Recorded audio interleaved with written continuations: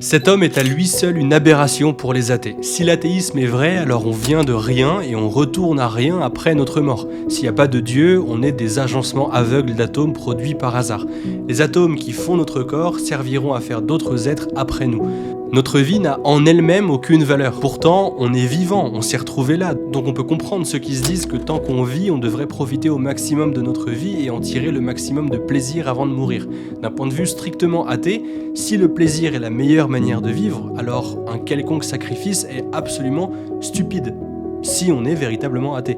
Mais Maximilien Kolbe a sacrifié sa vie pour un inconnu qui était père de famille à Auschwitz. Maximilien, il était prêtre catholique et il a transformé l'agonie des 9 autres prisonniers condamnés à mourir de faim avec lui, alors qu'il aurait pu survivre. Et alors qu'habituellement les gens s'entretuent et deviennent fous dans ces prisons, les gardes entendaient des chants de louanges et des prières. Ils ont même été bouleversés par la foi et la simplicité de Maximilien Kolbe. Et même les athées trouvent ça héroïque. Mais une nouvelle fois, comment être athée et trouver ça héroïque? Pourquoi? Si on vit pour le plaisir et qu'un sacrifice est stupide, c'est peut-être qu'on n'est pas complètement athée. On parlera de tout ça, des raisons qui poussent quelqu'un à sacrifier sa vie pour un inconnu, des conséquences réelles de la foi sur une vie et du père de famille qui était présent à la canonisation de Maximilien. On regarde le film puis on le commente ensemble au cinéma Les 7 Parnassiens. Le lien de la billetterie est dans ma bio. Prends ta place et on s'y retrouve.